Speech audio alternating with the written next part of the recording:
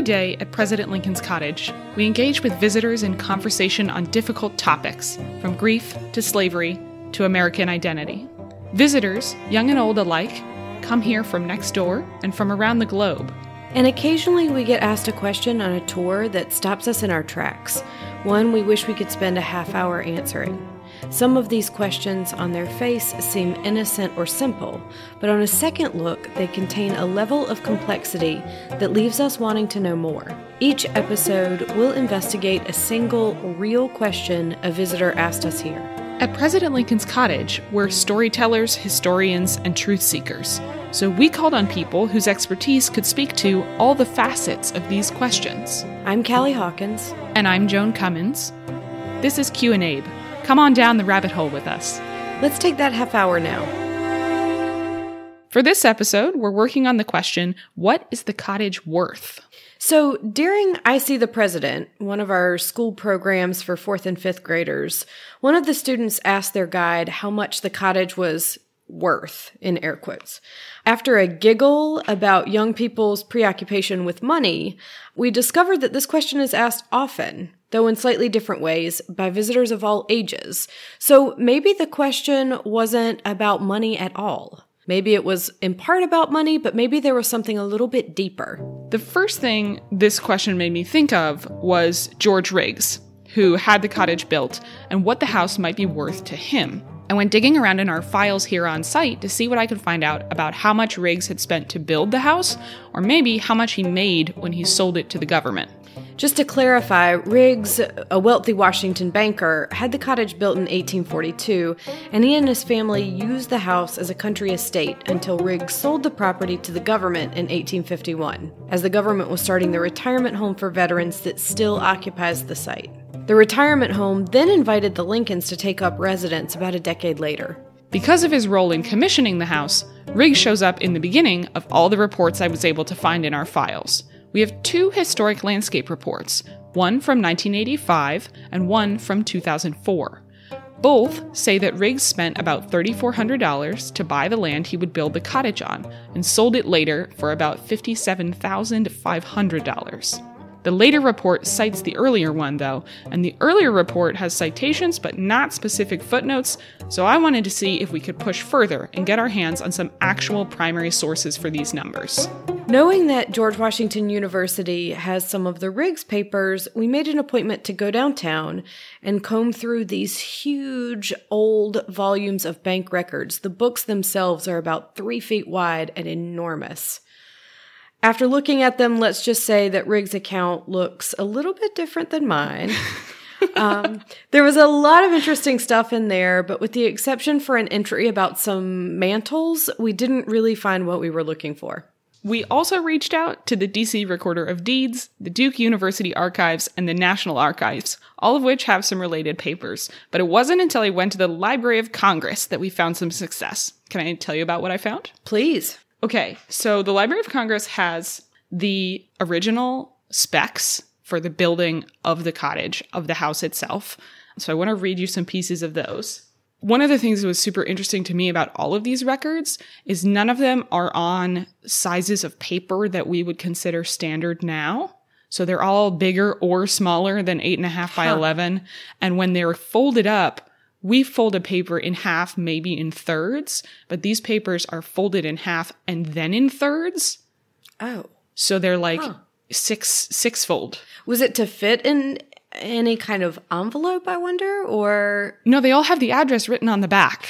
Oh, so that's how they were mailed. So that must have been a standard. Okay, yeah. That makes some sense. So it was super interesting, just like because of it's different kind of paper. Right, you know? right. So the specs are on this big sheet of paper, sort of 2 sides, front and back, of 2 pieces of paper.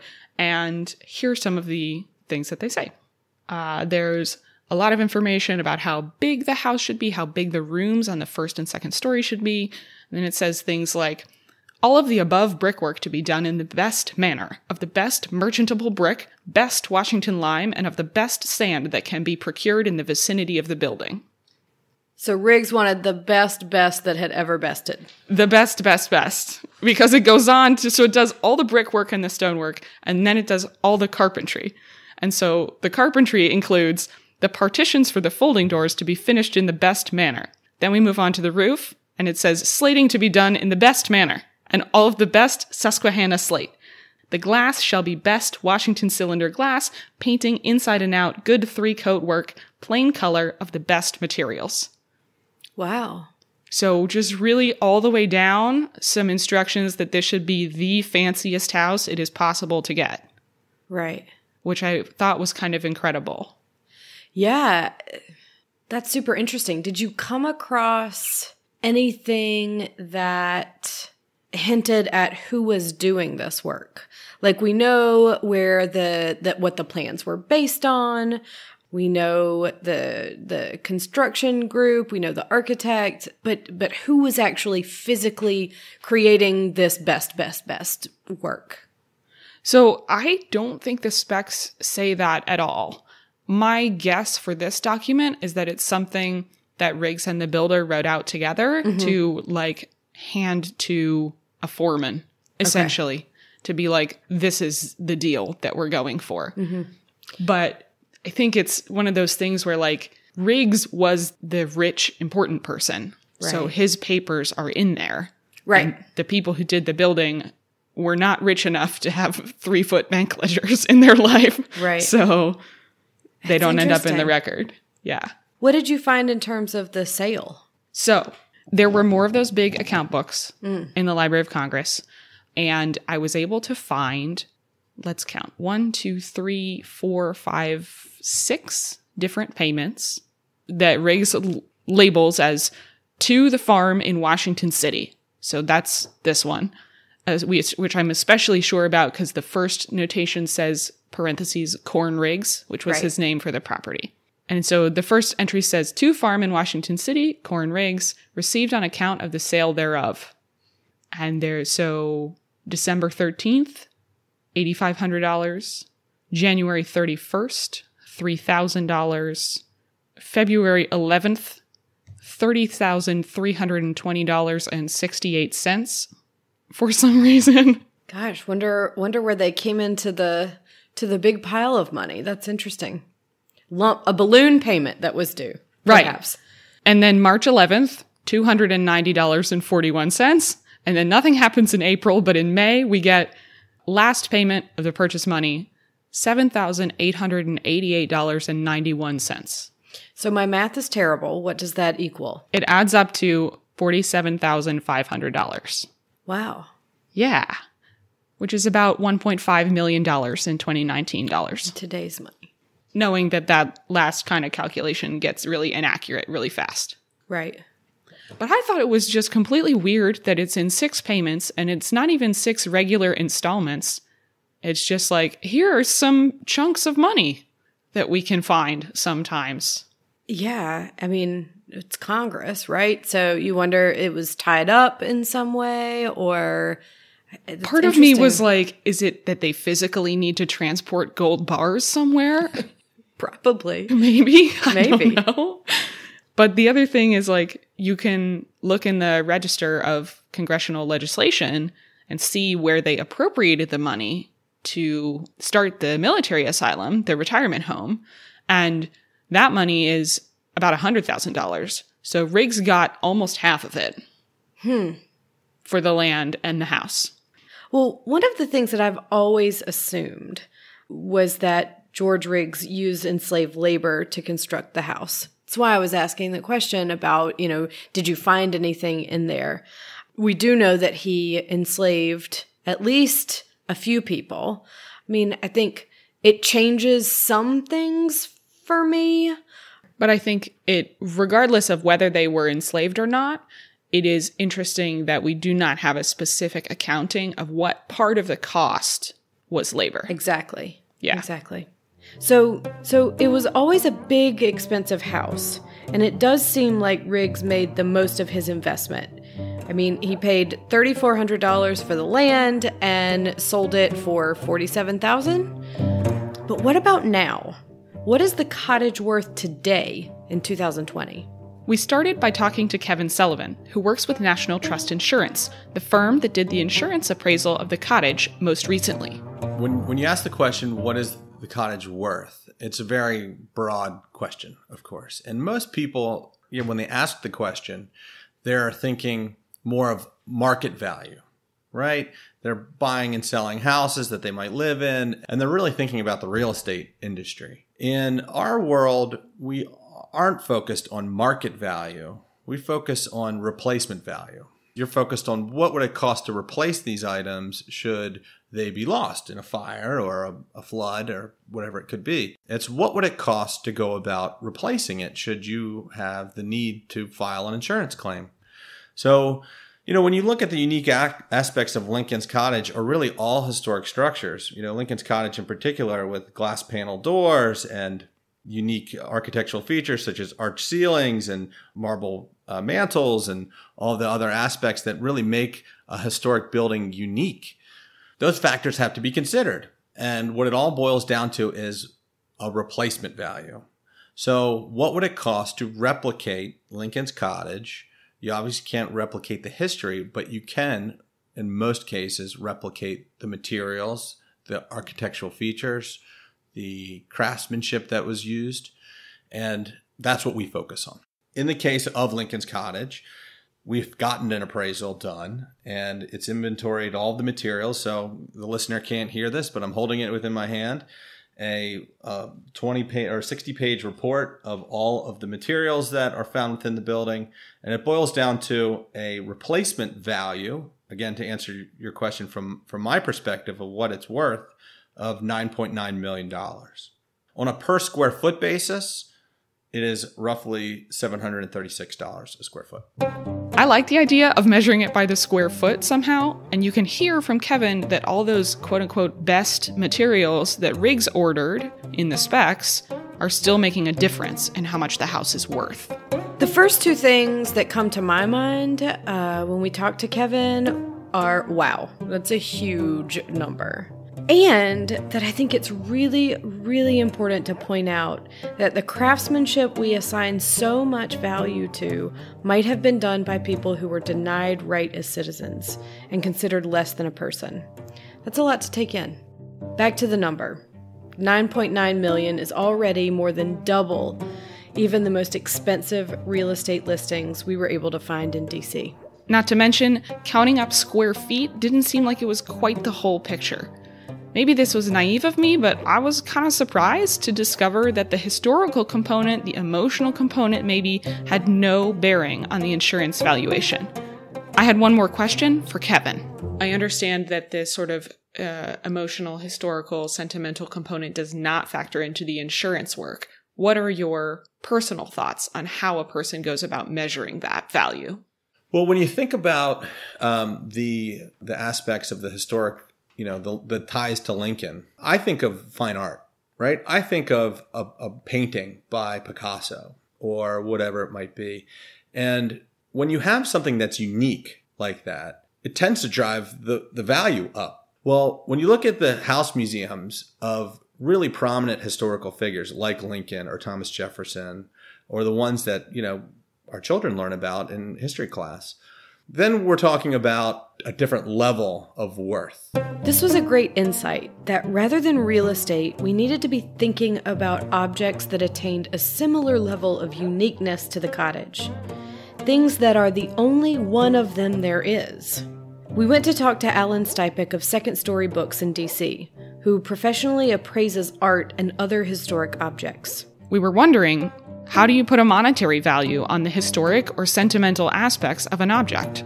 The first step would be in the establishment of the physical property value, not taking into consideration the cost that you would increase it, because like this being a residence that Lincoln lived in. It all depends on the provenance value of the individual item, the use of that provenance value, and the application of the historical presentation. Do you follow those 3 points? So provenance is like, what are the primary sources that can prove it actually belonged to Lincoln? Right, exactly. And then chain of custody, right. Then the next step is taking that item and putting it in a presentation. So in other words, you have an artifact. Let's say we have the blotter here. Okay, we put the blotter on that table. Then on top of that, you're in the cottage, which is a Lincoln residence. So sort of the context of the item, context too. of it, exactly. Cool. So now you have, it becomes logarithmic. Allan described how, in doing an appraisal, he would start with the value of the house itself. Then you add to that the value of the tangible property, which means furniture, lamps, that kind of thing, and not only their market value, but their legacy value because they have historic aspects and because they're located at Lincoln's Cottage. We talked about objects quite a bit, but since we're a museum of ideas rather than objects, I was talking with Allan about how we work to help people realize that what Lincoln did here was a step towards realizing equality of opportunity. And I haven't even got to that. To raise this to the levels that we actually have to get to evaluate it, are the next steps. We're doing the baseline value now. So once we've assigned the baseline value, now we have that as the core value. Now, how do we take the next step, which is the intangible legacy step, the responsible step for historical perspective, inspirational perspective? And you could say the cottage is worth $25 million. And I could probably expand on that on a 5-year period. Let's say every year you bring in X amount of money. So that's part of the equity value of the cottage. You have tactile material that if you had to sell at auction, you could sell. You have the legacy value for the house, which is in addition to the physical property. So when you add all this up, the cottage itself has a higher level. I know it's important to the organization that the cottage be not only a place where people learn about Lincoln's experience, but also think about what they themselves can do to carry Lincoln's ideas forward and contribute to civil discourse. When I mentioned this to Allan, he ran with it. Yeah, and see, you just did something which just the three of us has just taken A to B to C to D. We've now created an E, so the value of the cottage has just increased because we have created scenarios which are very adaptable and useful for the use of the cottage, and they are practical for your purpose. So all of a sudden, we can now put into perspective that the cottage has even more value because we didn't even look at the possibility of how it can be used from this perspective. So that's additional value. You see, when you're touching history and you're trying to evaluate it, you can't just say, okay, it's got this ground level, and that's all there is. Okay, it's got ground level 1. It builds and builds and builds. And so eventually, every time you add to the usage of it in whatever philosophical, tactile, historical, academic purpose, whatever the usage of it, it adds value to it. So my question is, part of what you're saying now is that the things that Lincoln did here add value to the house, but also all the things we have done or visitors have done here since the house opened to the public have also added to the value of the house. Of course. Yeah, I mean, which is what this is about. I mean, continuity and longevity are part of are part of the evaluation project. It's like business goodwill. I've been in business for 45 years, okay? Right. How much is that worth? Right. Hopefully for me it's worth a lot because I think I got a good reputation. But, this is the goodwill that you've created. Somebody takes this over, they have added value because you've created a value which they get as part of the purchase. So do you add that to the evaluation of the house? Of course. It's I hate to use the term a no-brainer, but it is exactly, if you don't see it, then you shouldn't be doing the appraisal. Allan also told us that the type of collaborative conversation we had is essential to good appraisal work. It takes appraisal from a theoretical methodology to an applied practice in determining the value of something. We told him about the number from Kevin's report, $9.9 million, and asked how he would adjust it. I would say then I would start at $20 million. Okay, because I would have needed their figure. To start from. Yeah, because I'm throwing $5 million in to the house property, which I'm not making the evaluation. So if $9 million is the core value, add another $5 million. And that is just where I would start because I could build this considerably with a couple of months of serious historical perspective. I would give you a list of 20 different ways you could create a higher visibility if you had the funding behind you.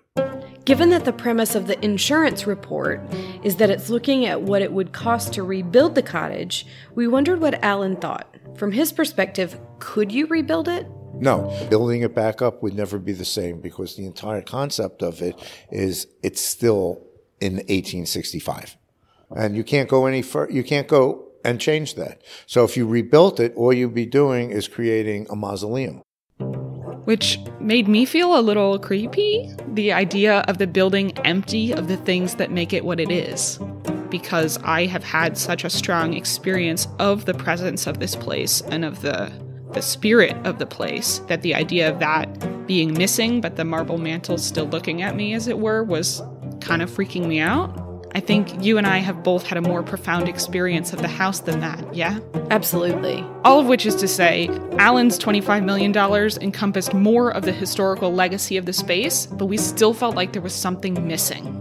What might be some other ways we could measure the value of the cottage? We went to talk to Julio Bermudez, a professor of architecture at Catholic University and a very dear friend of ours.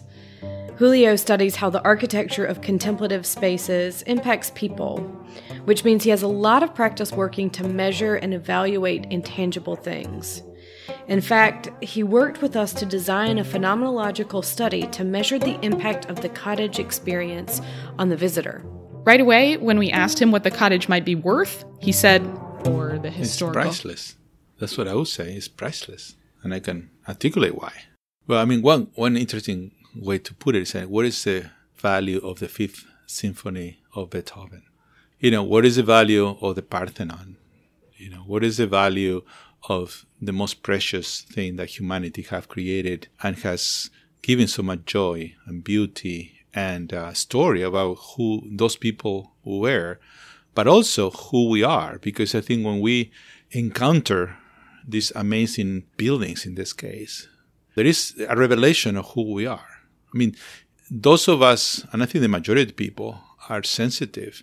They feel something special. I think when you go to the cottage, and I think it happened the first time I was there, you feel the presence of not just history but of Lincoln. You have the presence of goodness and ideals and what really this country is all about. You feel proud to be American.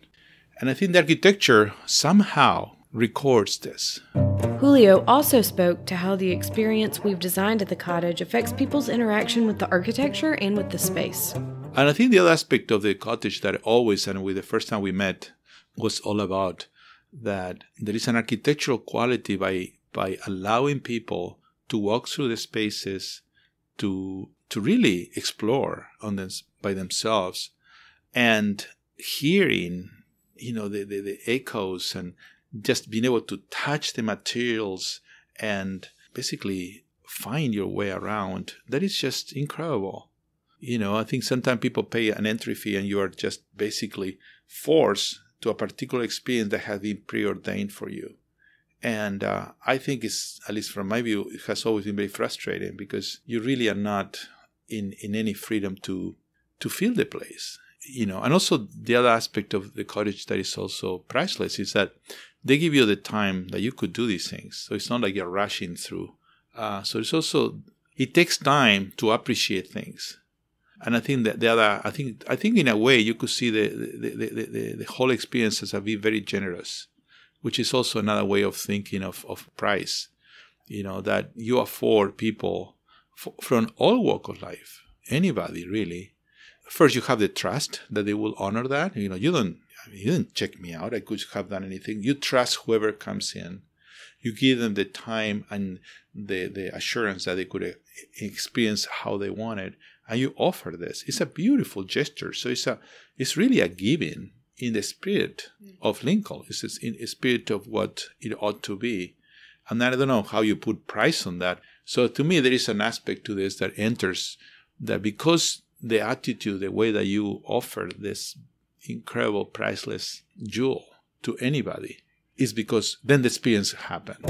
I was curious about how Julio thought about the relationship between buildings as material things and people's emotions. What kind of things was he finding out in his research? How can a building make you feel something? Well, I think architecture without people doesn't exist. And it doesn't, I don't want to go into sort of nihilism here because, of course, if the tree falls in the forest, it does fall. We do know that. However, to experience the drama of that falling, the unique moment, if there is not a human being there, that moment is lost. So when I think of architecture, I never think of an object. But I see this, if you think of a tango, of a couple dancing, that the man does this move, the woman makes this move, and there is this music going on. And the experience is really both in interaction. The man will have an experience, the woman, but it's this interaction in the whole dance. So when you go to see a building, something like that happens. The building offers itself to you, and you accept that invitation, and you begin to dance with the building. And the building offers its personality, its qualities, its gifts, its problems. Some buildings have issues. They're falling apart. And then you bring your own, knowledge, your attitude, your expectations, your love, whatever it is that you bring to that. And then in this dance, things begin to happen. And sometimes the dance or the interaction or the experience, usually it's called experience, is such that is extraordinary. What happened is extraordinary. And, there are cases, I'm writing a book on this, we call extraordinary architecture experiences, where the building literally breaks you down to a point of finding some sort of transcendental connection. Whether the connection is to God, or is to your own sense of being, or perhaps is to some sort of ideal, some principle that you feel very convinced, or maybe it's to your homeland. And I'm writing a book on this. I also done neuroscience, as you know. What happened in the brain. What we found, for instance, when looking at contemplative spaces, and I think you could say that the cottage in many ways, definitely in some rooms, is very contemplative. What we can find out is that people, in comparison to ordinary architecture comparatively to contemplative architecture, what we found is that when people experience these contemplative spaces, all the areas of the brain, which is basically the frontal cortex, the areas where we associate with thought, with self, with narratives, memory, criticism, analysis, all that stuff that we consider who we are all shut down. It's remarkable. By definition, it's called hypofrontality, means that, again, the frontal cortex is shut down. You are the traditional self is completely gone. However, you haven't been more conscious in your life. You're super conscious. You're super, so in order for you to experience this extraordinary thing, your ego had to be gone. And then you have profound communication with what is. You are in this kind of, in the dance, in the best dance, there is no you. You're just dancing, right? Julio explained why this research matters in the first place. And emotions are really important. Because, I think oftentimes these days, the way that we approach things, architecture for sure, but the arts, is through our head, our intellect, trying to understand, to explain, to rationalize, to articulate with words, which is all okay and understandable. But we all know, too, that that's not where life is about. We know that life comes through ourselves, through our bodies, and through our emotions. And although also could be the kind of the lowest expression of humanity, and we know when unfortunately when that happened, also they are highest. And when you are at that level of profound engagement, in the profound dance of the interaction, emotions are incredibly signs of something happening that cannot be articulated in words. I mean, you're trying to explain that, and you are trying, I'm trying, but in the end, it's called ineffable. Right. You cannot express it. You can't. Yeah. And it's called ineffable. That's the word exists for this. It's just that which cannot be said. Whatever you said, you miss it. One of the things I found most impressive about Julio was his ability to talk about the unexplainable and his efforts to measure something that seems impossible to measure. And I keep thinking about how it can be worth different things to different people, none of which is less important than the other, which leads me to think that maybe it's impossible to measure after all. So is it even a useful question? What is the cottage worth? I think it's a great question in the sense that it allows this meditation. This conversation, I think, is a very worthwhile. And I think in this issue, I think in this world in which we are so geared to think about concrete, materialism, because in that we are surrounded by it. Everything has a price, or everything, is purchasable or can be gotten. I think it's good to be reminded that that's not the case. That some things need to be preserved because they are priceless and when they're lost, they're lost. And I think the duty of every generation is to preserve those things that make us whole, make us one. And I think that's the great thing about the organization you lead, is that you keep that for all of us. This is what you do. So 100 years from now, or whenever it is, somebody could have this experience we're talking about, and we realize as you hear my accent, I was not born American, but I've always felt, since the moment I learned about America, profoundly American. I get emotional about this, because the values of America, sometimes we lose them, and we could lose them. And I think you go to the place and you feel them. You know what I mean? You feel them. And it's hard, it's important to keep that memory, It's so important to keep them. If we lose that, we lose ourselves. And what's the price of that? There is no price. There is no price. I can't lie. We left this conversation with Julio pretty emotional. I got a lot of new numbers in my head from this episode, but in the end, I still marvel at how a house built for a rich man with all the best materials, but just a house, could have given Lincoln an experience so profound that he rebuilt America, replacing the imperfect freedom from the founding with something more widespread and longer lasting. We want to encourage you to think about what American values are worth the most to you, and what can you do to preserve them for the future. This episode was produced by me, Joan Cummins, and Callie Hawkins. Music for Q&A was written, performed, and is copyrighted by Clancy Newman. Q&A is possible thanks to generous supporters of President Lincoln's Cottage. To find out how you can support this podcast and other programming, visit www.lincolncottage.org. To the visitor who asked the question behind this episode, thanks for helping us find something beyond measurement. Comments? Questions? Write to us at podcast@lincolncottage.org or leave us a review on your podcast app. President Lincoln's Cottage is a home for brave ideas. Stay curious.